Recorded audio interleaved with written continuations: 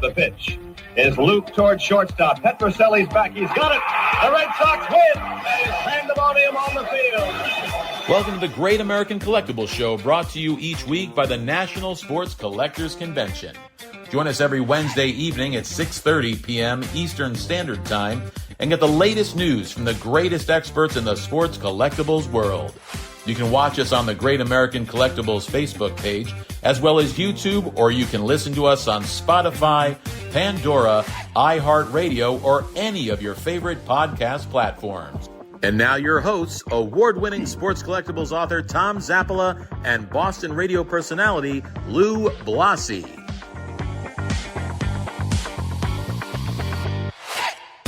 Hey everyone, welcome from the 18th floor high above courtside of the beautiful Phoenix Towers in Singer Island, Florida. This is our second last show from Florida, Louis. Our second last show. Then we're coming home. I know. I just get warmer thinking about Singer Island. Every time I hear Singer Island, I think warm. Two Drunken Goats the night before. We had cocktails at Two Drunken Goats. No, Matt, that's the name of a restaurant down here. I thought that he was calling out. No. Well, actually, we were right down the street. There's a really cool seaside bar. It's called Two Drunken Goats. Lou has been there. It's kind of cool. And anything goes in that bar. But it's a right on the beach, open. It's just great. Yeah, it's kind of like a Jimmy Buffett type. Yeah, exactly. Really kind of cool. Anyways. So we have a really cool show today. Again, we've been talking about this. Our viewers and our listeners, some of you have reached out to us. Some of you have no desire to even get involved with this. Yeah, why isn't Rico doing the show? Yeah, Rico's playing. I said to Lou, I said, look it. And I said to Rico too. I said, Rick, you're out. You're out of this show. You're out. He says, you know something? Thank you very much. So he's on the golf course right now. So yeah, he's playing golf. But we're doing two shows today, a little behind the curtain stuff. We're doing two shows today because next week's show, our equipment is not going to arrive back to Boston. So we're going to do two shows back to back. So Rico has to be here by 12:30. No, 12:45. See how that works out. Ain't going to happen. Guaranteed. Listen, before we start the show, and I want to welcome our guest, Dr. Bryan Poole, bottom left. Bryan is a collector, happens to be my rheumatologist, and he's a pretty good doctor. He really is. Bryan's a collector. Bryan, how long have you been collecting? Since I was a kid, pretty much in the late '90s. But took a little break when I didn't have any money when I'm a teenager, and now that I have a job and income's there, I can collect more. So probably the last 4 years, I've been collecting more regularly. I had something to do with kind of like getting the juices flowing, didn't I? Yeah, I think you did with the sports collection stuff, and it kind of got me going into the Pokemon, back into collecting. Yeah, I agree. All right, and then our other three guests from Pristine Auctions, our good friends. Are you guys all in Arizona right now? Yeah. Okay, we've got our good friend Jeremy Murray, who's been on the show a million times with us. Jeremy gets it. He's one of these guys, we can call him up if someone cancels or someone's sick and jump right in and not miss a beat. We've got Matt. Is it Heufel or Hofel? Heffel. Matt, what is your function, your job description at Pristine? Yeah, so I do lifecycle marketing, which is basically like being able to help our customers find the things that they're looking for on a daily basis. So making sure that everybody's seeing the headliners and the big things that we're trying to show our customers about. And then, of course, Logan Konjevich. Logan's been on with us several times. Logan, why don't you tell our viewers what your job description is at Pristine? Oh, I'm in the sorting team downstairs in the warehouse. So our job is to make sure that anything that comes into the warehouse, we make sure that A, gets to the right place it needs to go, B, has value. We don't want anybody getting the short end of the stick there. And then, of course, C, that it's authenticated, that it's real. All right. So before we start, though, Lou and I have been talking. My good friend, Rick Tretzka, we call him of Phoenix Towers fame. Rick's a friend of ours, friend of the show. And he and I were talking. He's a collector, not a collector, but he watches this show. He's been a great fan since we got here down in January. So about 2 weeks ago, we were talking via on the phone, and I asked him. I says, Nick, so I mean, you're into sports, I can tell. I said, did you ever, I played high school sports. I played for Austin Prep. I played basketball. I played football for a Division IV school with 12 guys in it. So I asked him, I said, so, did you play, high school? So he said, oh, yeah, I played high school. And he said, I played a little college too. So I asked him, I said, you played college? He said, yeah, I played a little football in college. I said, you're kidding me. I said, figuring the guy played for a Division II team. I said, so who did you play for? He said, I was the starting quarterback for the Purdue Boilermakers for 3 years. Good Lord. Back in 1997. And he says, my only claim to fame is that I'm the guy that threw the 8-yard touchdown pass to upset number 2 Michigan in the game. So this is the we dug this out, and this is our friend Rick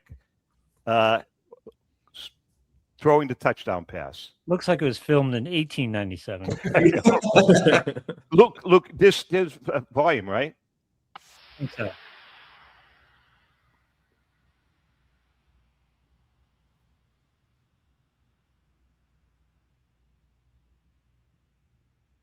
Now that's the pass that he threw, and that's the pass that beat. I think they were number 2 in the country, and his team was not too good. They were like 3-7. So congratulations to Rick on a great job as an old washed-up quarterback. So that's good. All right, let's get into some Pokemon stuff. Now listen, again, you guys are dealing with people who know absolutely nothing about Pokemon. So who are we going to start with? Let's start with you, Logan. Can you give us a little history of this whole Pokemon phenomenon? How did it start? Where did it start? Just a little background. Well, it started in Japan, first and foremost, with some cards popping up here and there. The card game wasn't a full-fledged thing around 94, late 94. Really started to kind of explode over there. They created a show. And then the game came along, the card game came along. All these things kind of happened at once. And then it kind of migrated over into the US in 95. And then it really exploded. And then it kind of died down for a little while there until about COVID. And around COVID era is when the whole card market, as we know, went crazy. But Pokemon really took off and kind of hasn't really settled since then. So, Logan, there were cards before the game. I always assume the game kicked us off. That's what I did. I thought that too. Yeah, so a lot of people don't know that in Japan, the creator, he collected bugs as a kid, and he wanted kids to have that same feeling of collecting something. So he created these little cards. They didn't really have much on them other than just a plain back and then a character on the front. And so he wanted them to be able to collect something, and it kind of just slowly turned into a icon. I mean, when I take a step back and look at the whole Pokemon card picture, I do. I honestly get confused. But Brian, I've talked to you a couple of times about it. You guys, it's like you guys understand the flow, how it works. How many characters are there in the cards? Over 1,000 now. Oh boy. And they're releasing more this year too. Yeah, we're getting a new generation. All right, so there's over 1,000, because I'm going to equate this, and Jeremy, you're a vintage guy. I'm going to equate this to the T206 collection. So there are 1,000 cards in the collection, in the set, and are there always new cards that are coming out, being manufactured? Yeah, like every 2 months. So is it possible is there anybody in the world that owns every card? Yeah. Probably not. Probably not. Really?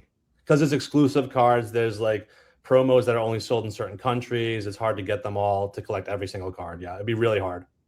Yeah, there's ones that you can only win or only get by like winning tournaments too, that are exclusive to tournaments. And there's one that in Japan they have like a lottery system that you can only get the cards through that lottery system. So there's too many to count. All right, so Lewin, jump in here, pal.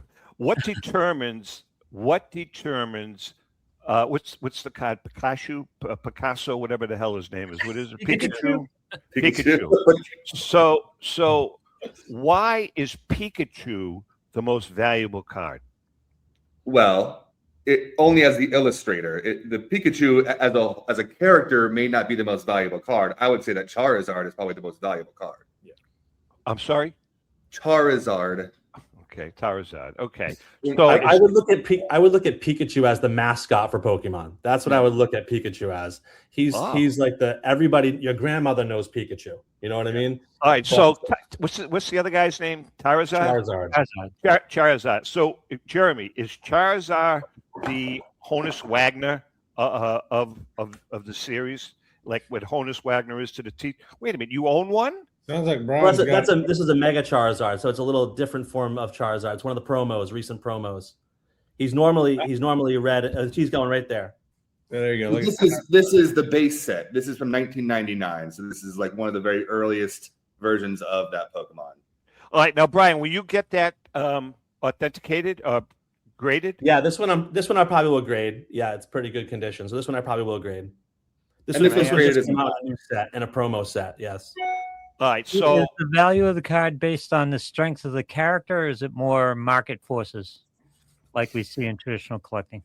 It's just favorites, basically. Demand. Charizard was one of the original, like, big bad type of cool-looking Pokemon, so nostalgia plays a big factor.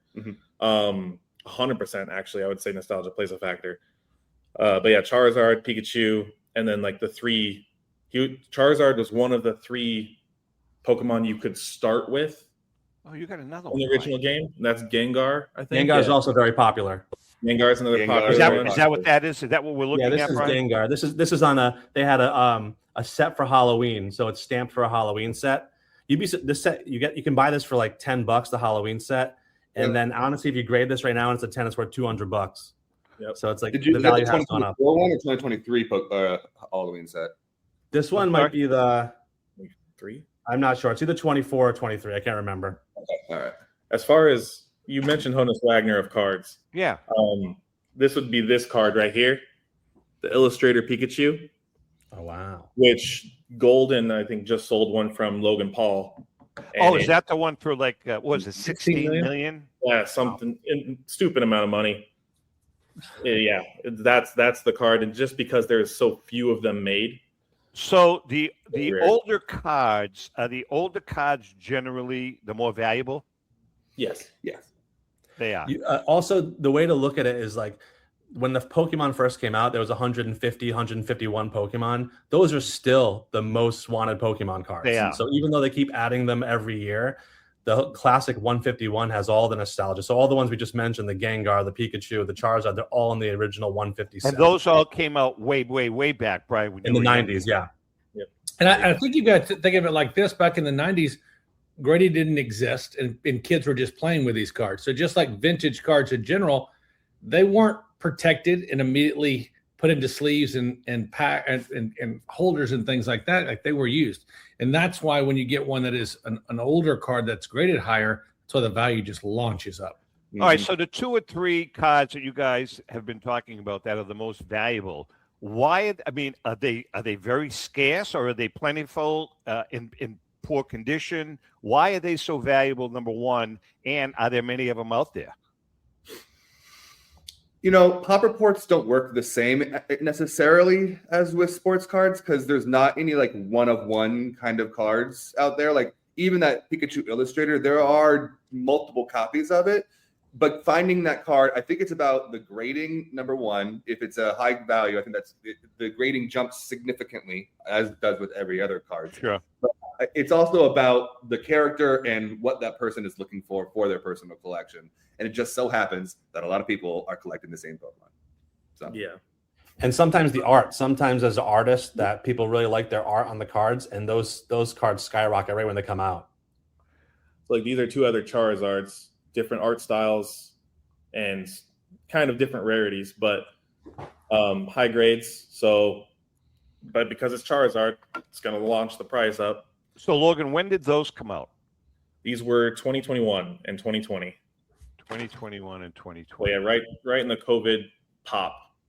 So is there, again, Jeremy, maybe you can answer this question, or either one of you guys, is there a PSA set registry for Pokemon? I would imagine there is. There is. Yeah, there is. All right. So who is? You may not be able to answer this. Who's the? I can tell you who the who owns the highest graded 1952 top set. Who's the guy at the top of the hill with the highest graded or most valuable Pokemon set? Is there an individual? Before a couple weeks ago, I probably Besides Bryan Poole, by the way. Oh yeah, not even close. But it's definitely changed since then because he sold that car. Yeah. And who is this? Logan Paul. Mhm. Oh, okay. Yeah, but I'm saying not that one card. Take that one card and put it aside. I'm talking about. No, he had a collection too, right, Matt? Oh, he did have a He collection. still does. And He he does. still opens tons of packs. He Tons. does. Is there in Pokemon, is there a modern vintage divide like we have in traditional collecting? And has Pokemon gotten into design scarcity? Are they playing this game a little bit at this point with the modern side? 100%. 1,000%. As far as like your vintage to modern design, for English, it's more so than Japanese. English originally, when it was first brought to the US, was being printed by a company called Wizards of the Coast. And that's what you see all those, like these cards. These were printed by Wizards of the Coast. And I think it was like 2012? I think so. I think 2012. Sometime around 2012. Don't quote me on that. They lost their licensing because they weren't printing. Their printing quality was going downhill, and they weren't printing as much as Japan wanted them to print. So they lost their licensing. Japan took over the printing again, and they started printing their own English cards. Nice. So the cards are still printed in Japan? So no, English cards are printed in the U.S. by a Japanese owned owned by- company. Okay, It's so owned by the they company. have these companies, like whoever the company is, has no connection with Fanatics or Topps or Panini or any of those people. They have done a top They set did do a before. top set in They do 2000 top. and 2001. Interesting. It's actually a pretty well sought after set because it was such a weird little niche thing that happened. And the art Yeah. looks so different than everything else that they've ever done. Those Topps cards look just completely different. And those Topps cards weren't a game; they were purely collectible. Right. Now, I've never known. Do you guys go to the National? I've been Okay, there. so obviously they have a section, a break section. Is there a break section for Pokemon? I've never even noticed it there because we're busy too. So they have a Pokemon break section at the National. I've never seen it either, Tom. I'm not sure if that's there. I think this year at the National you'll see a lot more Pokemon there. So Well, I they can might tell you have- right now. I can tell you right now, unequivocally. I don't know if you guys know this. Obviously, Joe Drellick and the National, the NSCC, they're our biggest sponsors. They're the biggest sponsor of this show. I was talking to Joe last week, and the whole second floor is going to be Pokemon. I think he said there's going to be 100 tables, 75 to 100 tables on the second floor. Well, it's wild with the shows that there are shows now popping up that are breaking apart. The West Coast show it was originally Burbank show that Jay and Rob run over there. They did their own TCG show. They split it up and did a sports only show and then a TCG show that's in Ontario. So it doesn't surprise me at all at the National. Well, let me tell you what's going on down here. Maybe a month ago, they had a big show. I go every year down in West Palm Beach, and my friend and I, Joe Marino, Louis, Staten Island Joe. Yep. He and I went to the show, and as vintage card collectors on baseball, we were very disappointed. But for Pokemon, it was a Pokemon heaven. There must have 75% of the tables there were Pokemon tables. Yep. 25% were vintage baseball or modern basketball.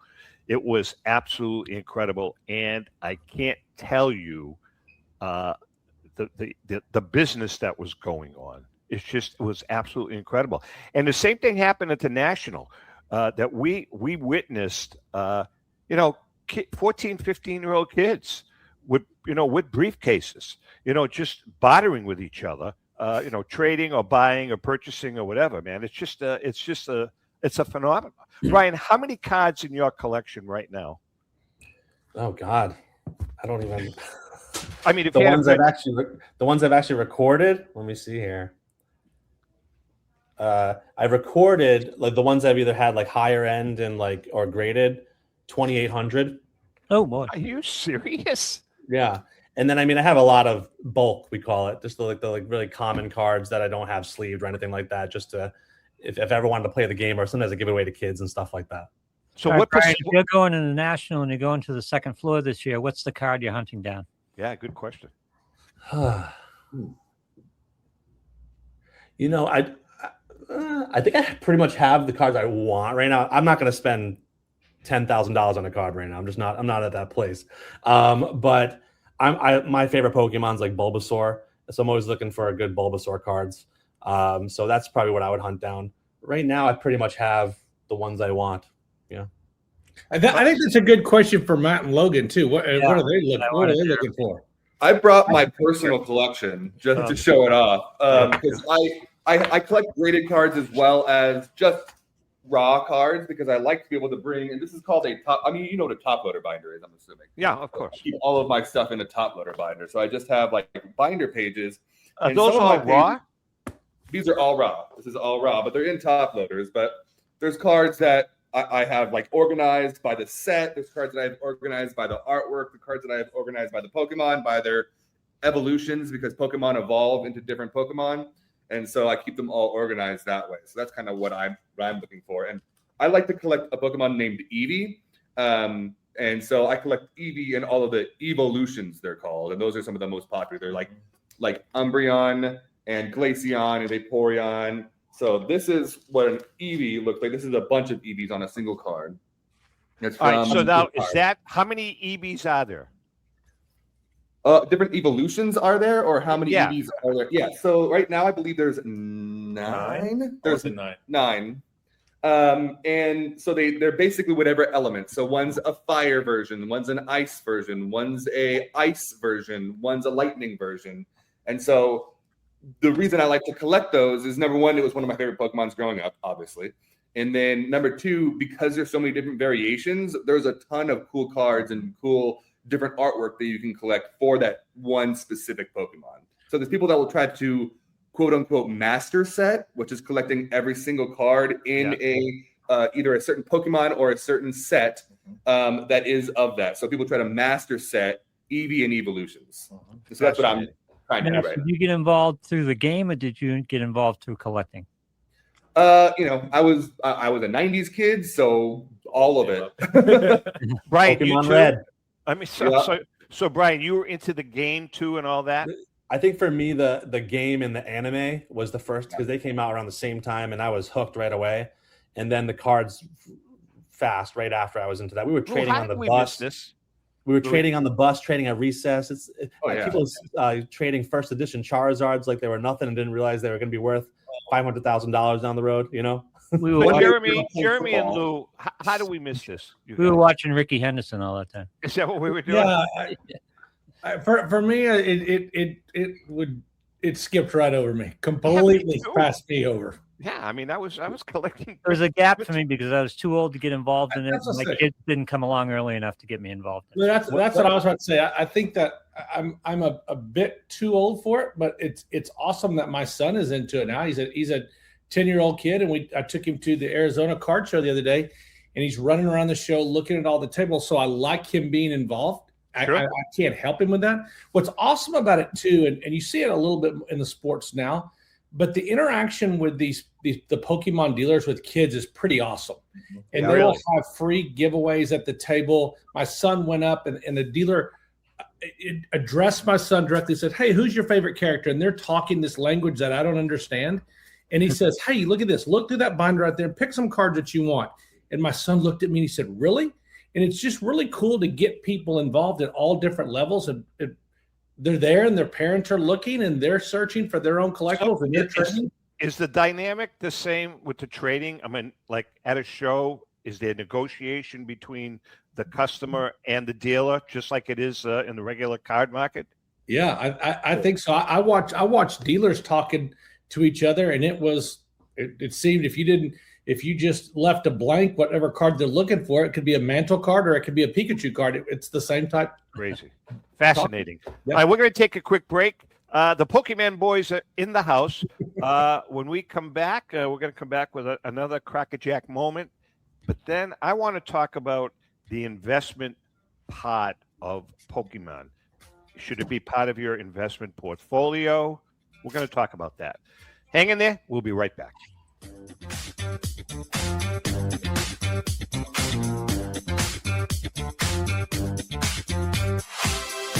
1996, Brian Drent and the staff at Denver's Mile High Card Company have led the charge in the collectibles hobby.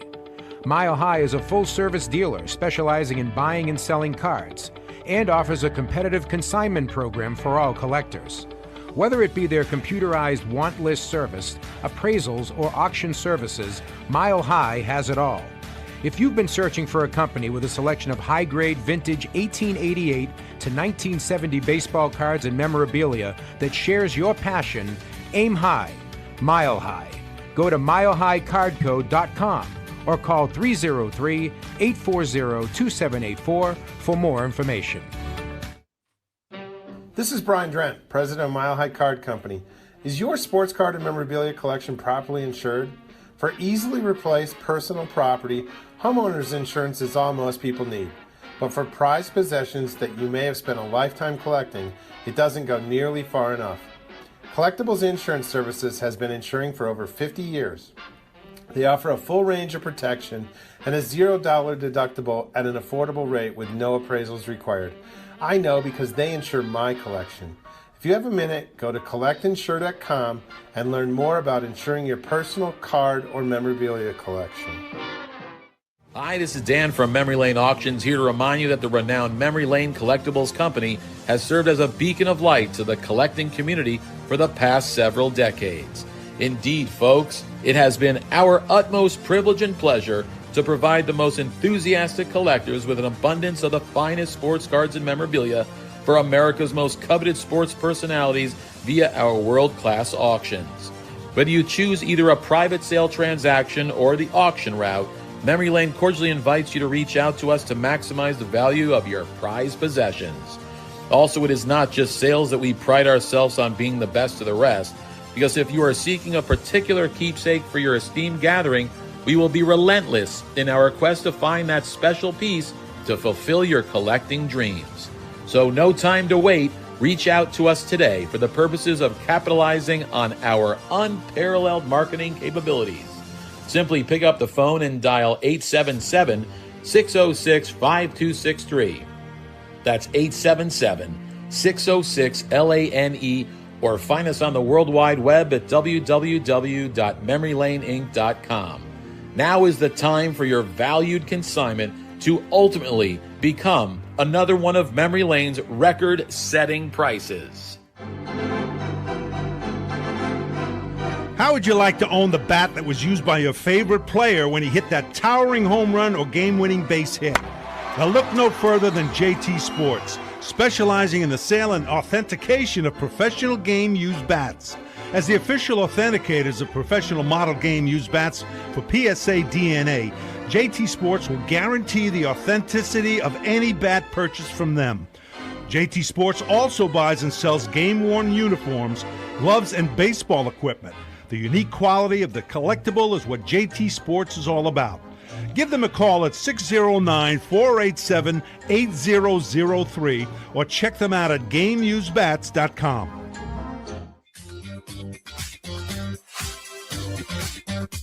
We are back, and our guests, Jeremy Murray, Matt Heffel, and Logan Konjevich from Pristine Auctions, and Dr. Bryan Poole, super collector from New Hampshire, in the house. Before we get back to some Pokemon talk, it is time now for another crackerjack moment, brought to us each week by our good friend Paul Borges and the staff at PB Collectibles. Go to pbcollectibles.com for that special vintage card at an amazing price. We've got 2 books left. For those of you that I know that many of you know, we got a nice phone call several months ago from our book distributor that happened to find cases of books in the back of the warehouse, and they're all gone except for 2. So you get a discount. Lou will tell you about it. This week's Crackerjack moment is Vin Campbell. The career of Vin Campbell is a bit of a head scratcher. Here's a guy that only had a short-lived career, even though he put up very good numbers on the field. The son of a prominent St. Louis family, Campbell was a graduate of Vanderbilt University. He came up to the majors for a brief stint with the Cubs in 1908. Awkward and green, Campbell blew his one at bat and ended up in the minors, where he had a very good 1909 season playing outfield for Aberdeen of the Northwestern League. Pittsburgh manager Fred Clark saw potential in Campbell with his ability to hit over 300 and his speed both on the base paths and in the field. When he came up to the Pirates for the 1910 season, Campbell batted .326, which was a good indicator of his offensive skills, given the fact that he had 282 at-bats that season. In 1911, coming off the bench, he batted .312 as a part-time player. The following year, the Braves acquired Campbell for his bat, trading him for an aging turkey, Mike Donlin, for him. Campbell proceeded to bat .296, led the league in at-bats with 624 and banged out 184 hits. Not bad for a 24-year-old kid beginning his career. He also, by the way, led the team in runs scored and doubles. Unfortunately, the Braves finished in last place that year, and believe it or not, Campbell was released. As a free agent, he signed with the Indianapolis Hoosiers of the newly formed Federal League in 1914 and had another great season batting .318, leading the team to the pennant. The Hoosiers relocated to New Jersey and became the Newark Peppers, and in 1915, Campbell batted .310 for yet another very good year. After the Federal League folded that year, Campbell sued for his wages and won his suit, but never got the opportunity to play in the majors again. And that's another Crackerjack moment. If you want to get one of the few remaining copies of this book, go to tomzappalamedia.com/Crackerjack Collection to order your copy of the Crackerjack Collection, Baseball's Prize Players. This great book will give you a glimpse into the personal and professional lives of the players in this iconic collection. That's the Crackerjack Collection, on sale now at 30% off the regular retail price. tomzappalamedia.com and /Crackerjack Collection. You know, many of you know, and I was talking to Jeremy about it before the show aired. Ellen and I, we got commissioned, and we are writing our final book. It's been a lot of work, but I think this is going to be a really cool book. Everyone in the hobby is really on board. PSA and the National are really behind the project. All the auction houses, private collectors. It's going to be a cool book. The name of the book is Legendary Finds and Sports Collecting Treasures. It's about all of the, you read about all these great finds in the newspaper or on the news about, the guy that goes into his attic and finds, $1 million card. So these are all the backstories on the finds. We've interviewed a lot of people, talked to a lot of people, and I think it's going to be fun. Any Pokemon finds, Tom? Any Pokemon finds? No Pokemon. No Pokemon, I'm afraid. Tell me a story, Logan, about a Pokemon find. If someone found someone under their kid's bed, or maybe we'll use it. I mean, I hear stories constantly. Sadly for me, no, but I hear stories constantly of people finding old vintage base set, first edition cards, and then they grade them. They happen to be in a binder and perfectly. And it's just it's so cool to hear. I wish it would happen to me. Why not me? I mean, I remember when I was a kid, I gave away my entire collection because I was like, oh, I'm over this. I'm too cool for this. But my dad held on to a single Pikachu card, put it into the safe in our house. And then a couple years ago when it exploded, he pulled out. He was like, is this card worth anything? Unfortunately, he picked the wrong Pikachu card. And so it was sitting in a safe for 25 years for $20. Bryan, your collection of the 2,800 cards that you own currently, what percentage of them are the old Bryan Poole cards from when you were a kid? I would say probably from my kid collection, probably like 100 to 200 of them. Yeah. Are they And trash? a couple of them are worth over $500. I got them graded, and they actually had decent grades. Yeah. Are they trashed? No. No, they're all in good shape. Yeah. Well, maybe like I put them in binders. I had sleeved in binders when I was a kid. I was one of those weirdos, you know. So what percentage of your cards are graded right now? I would say probably about 40%, 30 to 40% are graded. Yeah. Are you guys happy with the PSA grading standards on I don't know. I've noticed a dip in the past year, definitely. Yeah. So I don't know about that now. I knew I was going to open up a can of worms here. I asked Logan because he just expressed himself with his facial expressions. 2 years ago, it was good, and then the past year, it's kind of dipped down with the consistency. So is it the consistency, or are they getting more difficult grading? Are the the standards more difficult? Or are they just I would say both. Yeah. Jeremy, what are your thoughts? It's an interesting one because I think it kind of goes in ebb and flows on how the grading consistency works and who's grading your things, your cards. It's also challenging when the prices are going up for grading. It takes longer turnaround time, so you need the hits to come a little bit faster and a little bit higher grade, and that's a challenge for some. I was just looking up the recent information on gem rate to see how the TCG side of the business is going. I mean, all of the companies seem to be grading more TCG. Actually, last week PSA was down 1%, CGC up 14%, Beckett up 39%, Tag up 32%, and SGC up 33%. So overall, like, people are saying it. PSA is the only one that dipped last week. So yeah, I mean, I think again, with where there's money to be made, you got to really get in that grading field just to make sure you're getting an authentic card and making sure the condition's right, especially as you're selling on the secondary market. So just like sports cards, grading is still going to be a big player in this market. All right, so I'm gonna throw this out to the four of you. So let's say PSA right now they're running 6 or 7 months out to grade cards. Beckett's running 4 weeks, 5 weeks, 6 weeks, whatever it is. Is it still worth? I mean, PSA, correct me if I'm wrong, but I know on the vintage card side of it and on the modern card sports side of it, no matter which way you look at it, a PSA graded card is more valuable than a Beckett graded card, same grade. So is it worth you waiting the 7 months, or do people just want to get the cards graded? Let me jump in here first. And with my history with Beckett, 23 years there, and building up the grading industry, it still has the most sought after grade in the industry, that Black Label 10. Right. And with the TCG cards and especially Pokemon and especially the new stuff, how well it's produced, that's what you're shooting for. You're shooting for the BGS Pristine Black Label. What's interesting is CGC also has a Black Label, and they're gaining a lot of steam in the market in that industry. What's great about CGC is their price point is lower than PSA and Beckett right now, and their turnaround time's pretty good.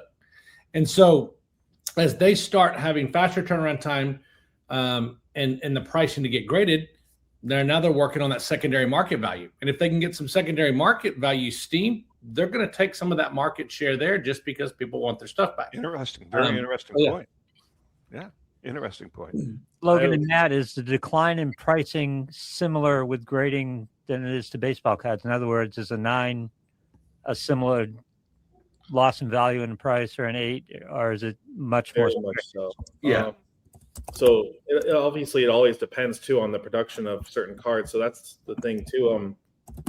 I was lucky enough. I just sent in some cards to PSA recently. I got them back.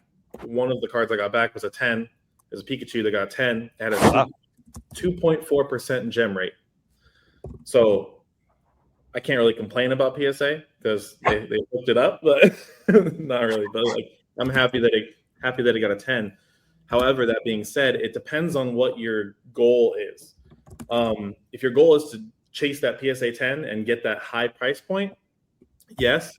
With that being said, certain sets that Pokemon has produced, certain cards have bad print quality, certain sets have good print quality, and which then also further widens that gap between the PSA 10 versus PSA 9. Like, for example, that Pikachu has 2.4% gem rate, so the 10's worth $1,000 roughly, but the 9's worth 80. So it's like right.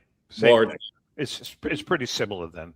Brian, are all your graded cards PSA graded, or do you have some Beckett? No, I have some mostly PSA, but I have a lot of CGC and also Tag too. I love that. Man, Tag is one of the coolest ones on the market for Pokemon right now. Tell me about Tag, because a few people have mentioned it. Brian, you mentioned it once before. How does Tag? How does that work? I don't know I know it's an AI grading company, so it had fast turnaround, a little cheaper price. I did it. The last time I did a Tag grade was probably over 6 months ago, though. So I don't know how you find it. Do you find it accurate? I mean, if you look at the card and what the grade is, are you happy? The cards I sent in, I thought it was a fair grade of my cards, so I was happy with what I got back as my results. I mean, maybe it was one or two surprise. I sent probably in 200 cards or plus to them.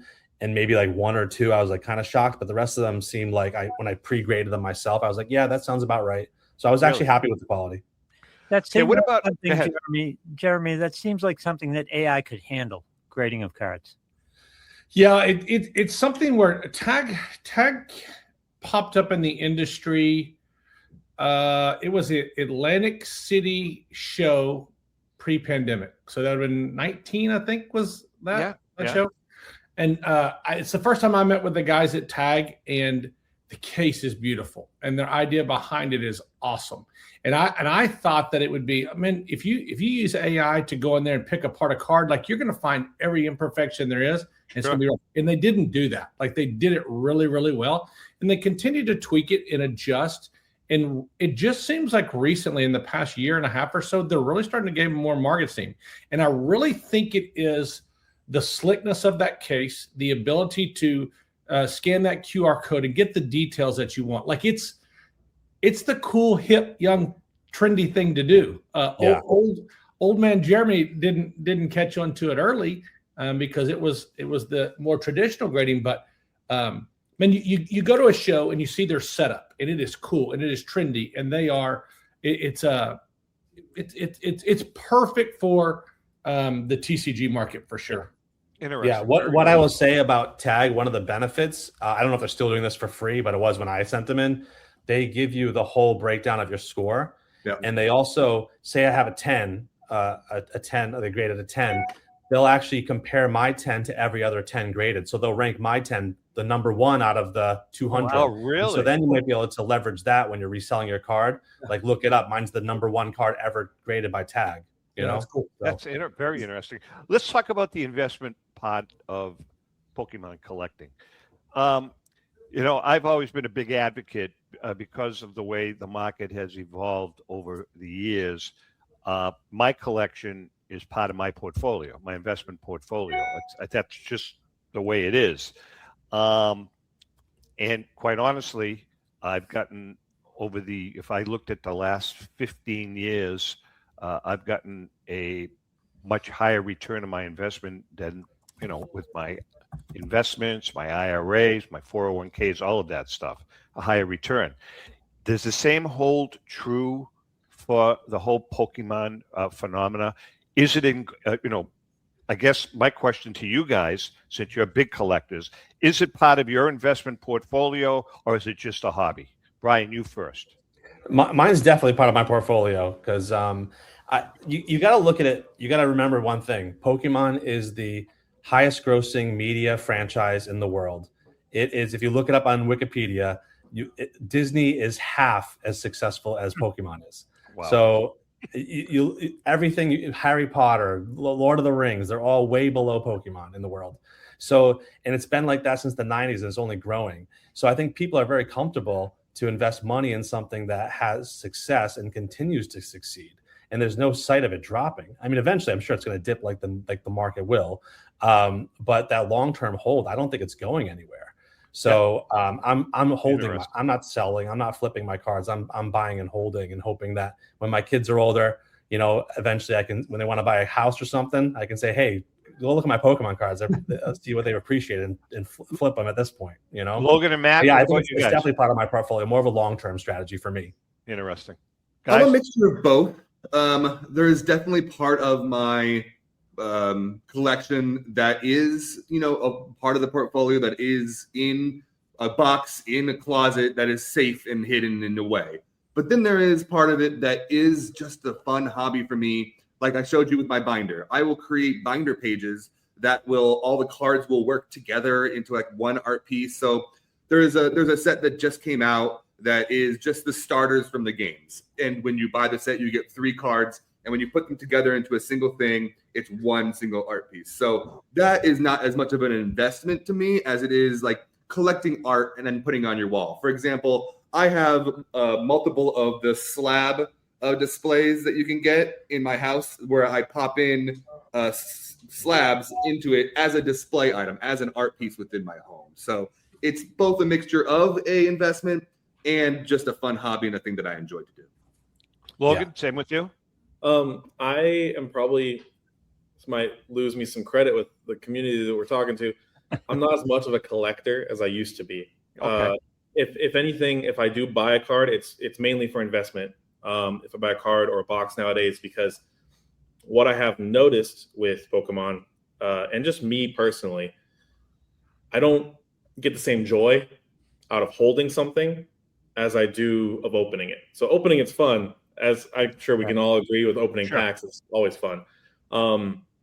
What I have noticed is with Pokemon specifically, when a set first comes out, the price skyrockets, and then it drops off a cliff, I'd say like probably about a year in, and then it waits around kind of dormant for about 3 to 5 years, and then you'll just see it start to just significantly just go up.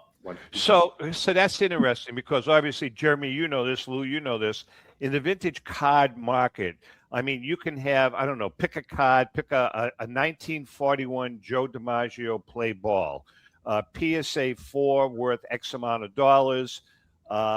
It's hot at this particular time. Then all of a sudden, it just kind of becomes stagnant and it actually decreases in value. Then it goes back up and then even higher. It's the price fluctuations on the vintage sports card and modern sports card market seem to be a little different then, because what you guys are saying is that's really not the case. The market doesn't determine the value. A little bit, it does a little bit, but it seems like because there's no player tied to it, other than like a character, but there's no like real life person tied to it that influences anything. There's no stats. There's none of that. So it's all based off a popularity contest, basically. Gotcha. So when a set first comes out, of course, everybody wants the new shiny thing. Then it kind of, everyone goes, oh, that's old news. It drops. And then as time goes on, it becomes rare all of a sudden. So now it's like, wait, I want it again. A good example of that is there was a set called Celebrations, which is the 25th anniversary set, which, side note, the 30th anniversary set comes out this October. So if you wanted to invest in something, anniversary sets are always solid. But in that set, there was a Mew. It wasn't anything special. It was a plain looking Mew, which is a character. You could buy a PSA 10 about 3 years ago for $40. Now that same 10 sells for $450. So it's if I would, of course, hindsight's 2020, I would have bought a boatload of them.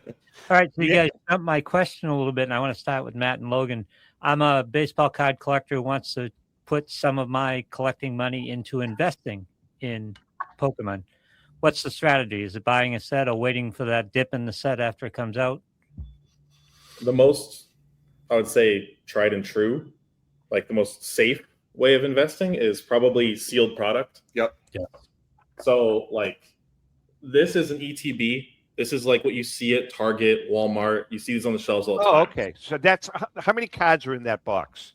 This is a 9-pack set and each pack has 12 cards in it. So 12 times 9 would be 116. That sounds 118. 118. Somewhere, yeah. I can do math.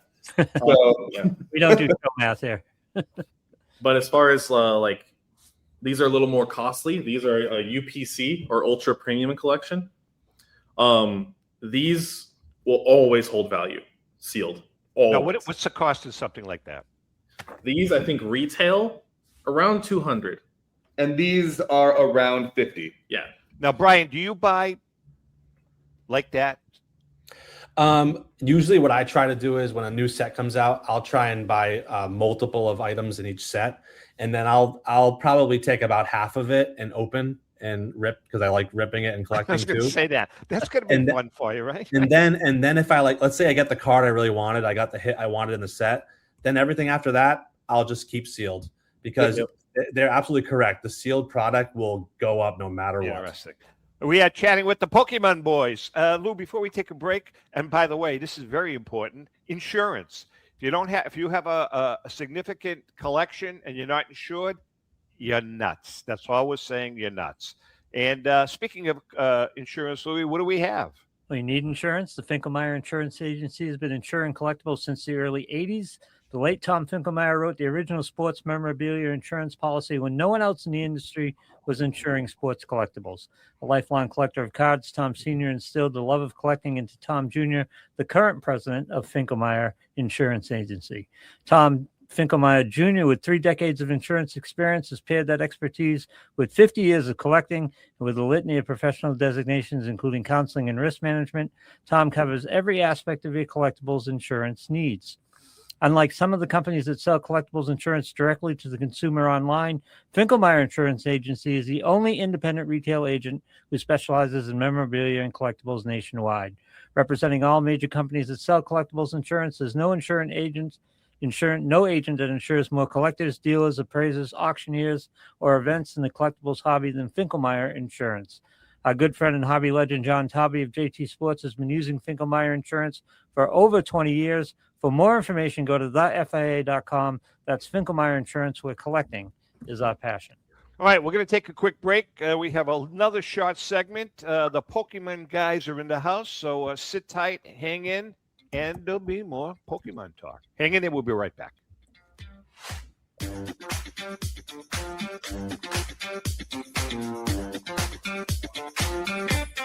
Auction is a family-owned and operated online auction specializing in autographed memorabilia, sports cards, coins, art, and collectibles.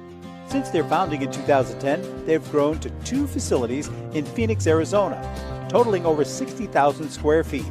Jared Cavalier and an incredible staff of over 150 team members serve a very large customer base and enjoy every minute of it. By working with leading authentication companies, Pristine ensures all items are 100% authentic.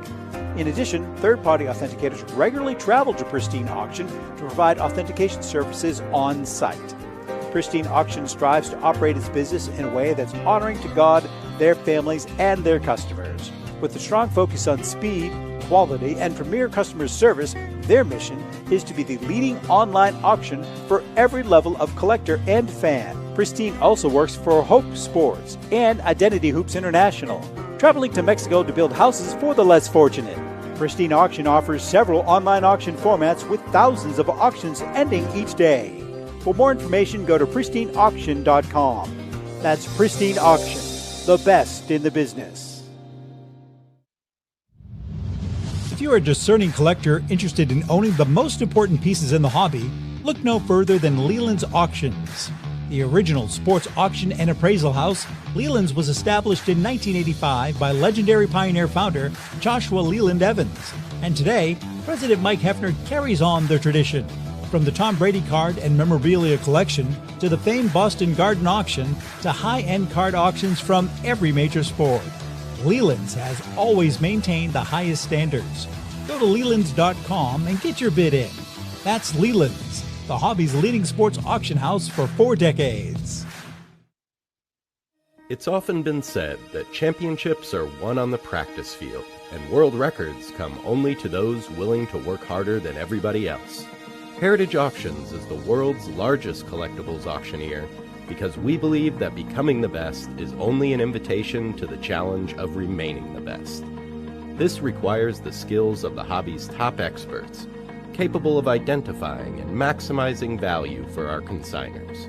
It requires the most visited website in the industry, courting a global audience of collectors over 1.5 million strong.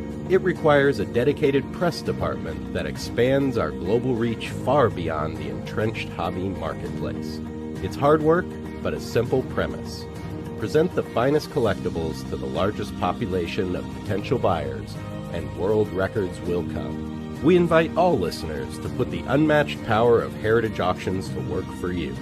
Auction evaluations are always free, and our commission-based fee structure ensures that our interests are always aligned. The highest possible price for your collectibles. There will always be new world records to chase, so let's chase them together. Visit our website at ha.com and request your no-obligation review today. Hi, this is Dan from Memory Lane Auctions, here to remind you that the renowned Memory Lane Collectibles Company has served as a beacon of light to the collecting community for the past several decades. Indeed, folks, it has been our utmost privilege and pleasure to provide the most enthusiastic collectors with an abundance of the finest sports cards and memorabilia for America's most coveted sports personalities via our world-class auctions. Whether you choose either a private sale transaction or the auction route, Memory Lane cordially invites you to reach out to us to maximize the value of your prized possessions. Also, it is not just sales that we pride ourselves on being the best of the rest, because if you are seeking a particular keepsake for your esteemed gathering, we will be relentless in our quest to find that special piece to fulfill your collecting dreams. So no time to wait. Reach out to us today for the purposes of capitalizing on our unparalleled marketing capabilities. Simply pick up the phone and dial 877-606-5263. That's 877-606-LANE, or find us on the World Wide Web at www.memorylaneinc.com. Now is the time for your valued consignment to ultimately become another one of Memory Lane's record-setting prices. Are you a collector looking for that rare trading card or autographed ball or photo? If so, then PB Collectibles in Newport is the place for you. PB Collectibles has graded cards, raw cards, complete sets, and wax boxes of the stars of the future, today, and from the past. We also offer a large selection of both vintage and modern cards. So whether you're looking to add to your collection or sell it, visit us at PB Collectibles, 269 Spring Street in Newport, located across from St. Mary's Church. We are your neighborhood card shop and much more. Hey, I'm Mike Petroselli. If your company is looking for the best in marketing and promotional items, you'll hit a home run with Petroselli Marketing. With over 8,000 suppliers and 650,000 imprint-ready items, we can get your company the visibility it needs to get your maximum exposure. Whether it be office promotions, wearables, automotive, sports items, and everything in between, Petroselli Marketing can do it all. Our design staff will even work with you from concept to delivery and customize your products. At Petroselli Marketing Group, we will get your brand in front of your audience. Contact us at info@petrosellimkt.com or call us at 603-880-3202. That's Petroselli Marketing, where no dream is impossible.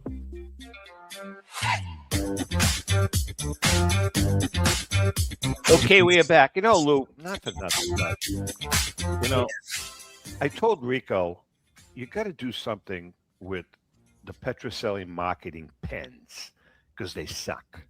Now, look at this. This is a Memory Lane pen. All right. Look at the quality of this pen. Right. Yep. And this is a Petroselli marketing pen. All right. This thing literally ran out of ink after 2 weeks. It's like absolutely horrendous. So I told Rick, I said, Rick, man, you got to do something. You got to upgrade. And I hope he listens to me because, I mean, they're like pathetic. Anyway, the Northeast Sports Card Expo returns. That could have been off air. That's all I'm saying.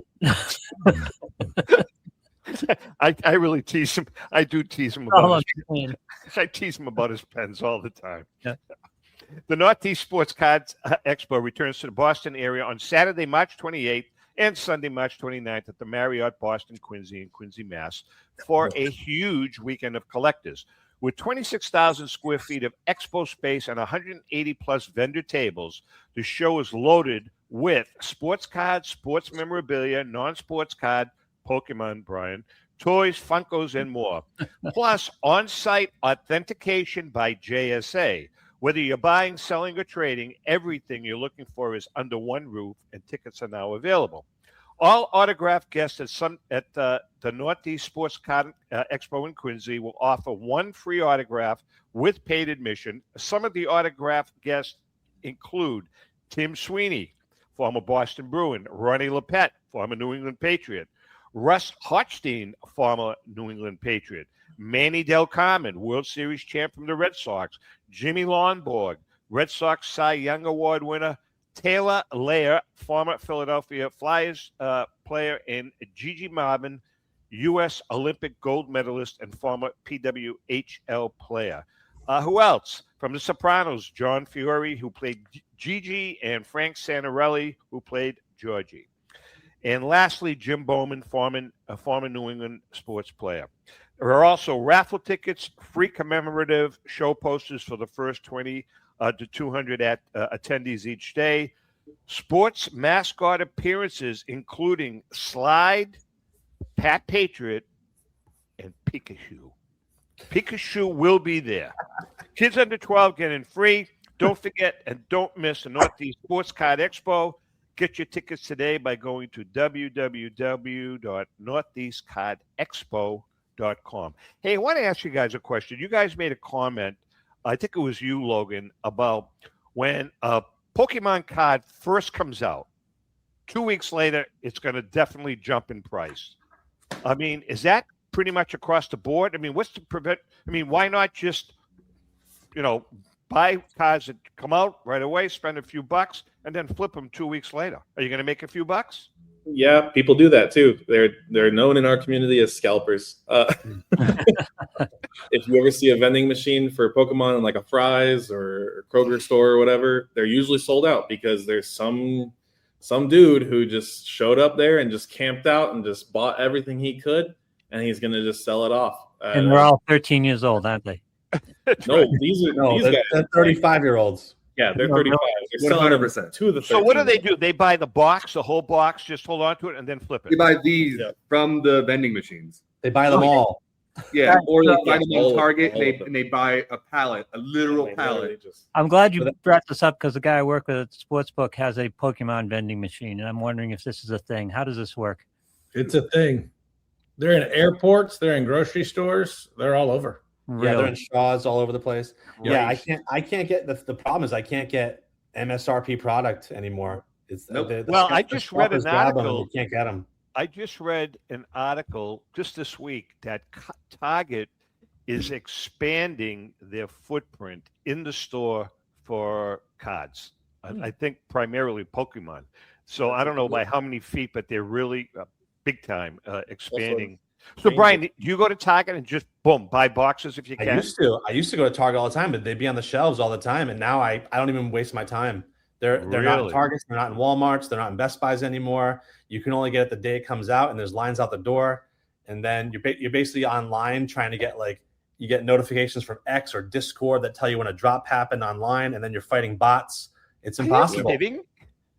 Brian, can't you just pay off a Target employee or something to put a box aside for? Yeah, but I'm not that scummy. Wow. That's amazing. That's absolutely amazing. So honestly, the only place my local card shop, I can get it's still marked up, but it's not as high as the market price. So that's the best way. Now, where do you purchase locally in New Hampshire or in Massachusetts? In New Hampshire. I mean, so you're a regular there, right? Yeah. So why wouldn't you call him up, Brian, and say, "Hey, Frank, boom! As soon as they dump them, call me. I'll take them all." No, because I'm not going to take them all. I don't want to be the scalper. Okay. I just did this 2 days ago. There's a new set that just came out. I was describing earlier where it has the 3 starter cards, And I went to my card shop, and I was not expecting them to have them because everybody's looking for that box right now because it's the very first set that has the 30th anniversary Pikachu sticker on it. And they had 3 boxes, and there was kids in there. And so I bought one, and I left the other 2 for the kids because, as much as I want all 3, I don't want to take it from other people. Well, if you bought them all, the kids would have jumped you anyway. So, hey, Matt, where's the shop? Where's the shop? So I would say my card shop's nice. They put limits on the products. So every time a new set comes out, they'll say you can only get 1 ETB, you can get 1 booster box. And so I basically just get the max of the limit, and then I walk out of there happy. Even Target and Walmart and stuff started doing that. And then there was a time period where Target had to stop selling Pokemon because people were literally fighting in stores. Yep. And then they slowly were bringing it back. But yeah, it got crazy. And it's always the 35-year-old, 40-year-old dudes who are trying to scalp. It's never just the collector. And all right, so we got a few minutes left. There's been a big problem on the sports side of it with thefts, big time theft problems, breaking and entering into card shops. Is the same thing happening on the Pokemon side? Yes. Oh, yeah. Yeah. Really? If there's money to be made, people will do whatever there is to do it. I saw a news story recently where at a specific TCG shop, there was a break-in and they stole like $1.5 million worth of cards. Whoa. That's unbelievable. Unbelievable. All right, listen, we have about a couple of minutes left. Educate me, clear my head on the game part of it, because I have no idea what the hell the game is. Are the cards used in the game, or are they? I'm sorry? It depends on because there's 2 games. If you say just game, there's the video game and then there's the card game. The video game is a whole separate thing. But as far as the card game goes, I'll let Matt handle that. So each player or each Pokemon has what is called HP, which is their health. And then they have attacks, and those attacks cost energy. So there's energy cards, and you have to accumulate a certain amount of energy cards on that Pokemon to be able to use these abilities. And these abilities do damage to the other player's Pokemon, right? So if you can get enough energy on this Mewtwo and you can use this psychic thing, then you do damage to another Pokemon, and the first person to run out of cards wins. Gotcha. Okay, Brian, did you play that as a kid? I tried the online one. It's not my thing. The card game. I played all the video games. All the video games are more my thing. Yeah, I'm more collecting the cards. Let me ask you guys about this. Is Pokemon Go still a thing, and how big is it? Because when Pokemon Go came out... Wait a minute, Pokemon what? Pokemon Go. The hell is that? I got sucked in with that. It's a mobile game on your phone. Sucked in with you catch Pokemon in the real world, and you walk around and exercise. It's still a huge thing. Yeah, they have events all the time. It's just a brilliant piece of work. It's just brilliant marketing. I just loved it. A new Pokemon video game just came out like 2 weeks ago on the Nintendo Switch 2. The Nintendo Switch 2 just came out in June. This Pokemon came out, and it's like the #1 selling game on the Switch 2. That's all my wife is doing right now. I can't get her to stop playing the game. That's all she's doing. and it's not even the mainline Pokemon game. It's a spin-off. When you go on your bike, Tom, you can have Pokemon Go on there and find Pokemon and just collect. Yeah, it's free. You guys are killing me. You're killing me here.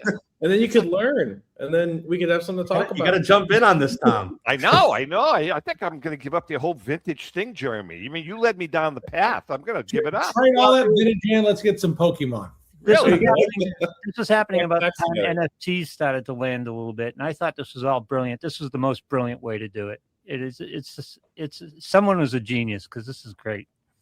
I mean, but it's funny. The questions, you go to the National, Jeremy and guys, or you go to a card show, or we get emails, and the hardcore vintage collectors, it's like a totally foreign language to them. It's foreign. I mean, they have no clue. What's this? How does it? Rico is hysterical. Rico calls it Pokemon. So yeah, he's really funny. Pokemania. You should call it Pokemania. We're gonna get on the Pokemon. Oh yeah. Hey, listen, this has been a lot of fun, guys. To our viewers and listeners, I hope you guys learned something. I did learn a little bit. I learned a little something. bit. Well, I'll tell you what I learned. I learned that I am going to camp out at Target tonight. You can call me a scalper. You can call me whatever the hell you want. I'm pitching a tent. Clean your brass knuckles. We may be onto something, Lewis. I'll invest. Go ahead. Yeah. All right. Hey guys, all kidding aside, it's been a pleasure. Love you guys. I'm so glad you came on, Brian. I know you have a crazy schedule, and you were able to carve out an hour with us, Jeremy. Both you guys, Logan and Matt. I can't thank you guys enough. We're going to do it again. We're going to do it again, maybe later on in the summer. Love to have you guys on. We have to educate the masses. The vintage masses need to be educated. So for the national, let's send people to the national knowing something. Yeah, Brian, it's, you really, I know that you have a busy schedule, but sometime in your life, it's really worth it for you to take a ride to the National Sports Collectors Convention. This year, we're going to be in Chicago. It's in Chicago this year, next year, and the year after in Detroit. But it's definitely it's an experience. It's an experience to go to. With that being said, Jeremy, Matt, Logan, Brian, I can't thank you guys enough. Louis, as always, great job. And Lou, you're going to hang around because we're doing another show right after. Oh yeah, right. With that being said, thank you guys all. But we're going to hit 1 million viewers. We're going to hit 1 million viewers. So We're really excited about it. And with that being said, I can't thank you guys enough because without you, we wouldn't be here. Louis would be. Lou, where would you be? I don't know. I'd be under a bridge somewhere. I'd be scalping Pokemon cards. There you go. With that being said, we love you guys and happy collecting. Thank you.